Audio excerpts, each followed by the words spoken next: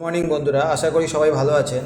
আজকে আমি এসআইআরকে নিয়ে একটা ইনফরমেটিভ ভিডিও আপনাদের জন্য বানাচ্ছি, যেটা হচ্ছে অনেকেই খুবই আতঙ্কের মধ্যে আছেন যে এসআইআর যেটা হচ্ছে 2002 সালে ভোটার লিস্টে নাম থাকলে কি কি কাগজ লাগবে, না থাকলে কি কি কাগজ লাগবে।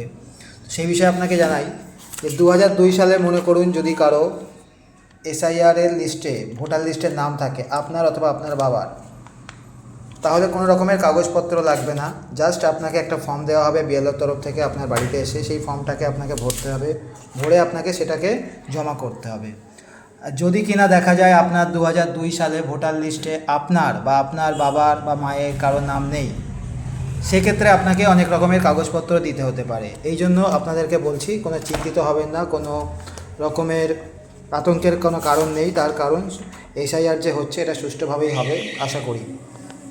পরবর্তী ভিডিওতে আপনাদেরকে দেখাবো যে এসআইআরের যে ফর্মটা কিভাবে পূরণ করবেন এবং সেটা কিভাবে জমা করবেন, কিভাবে পুরোটা আপনাকে আমরা ফিল আপ করে দেখাবো। ধন্যবাদ।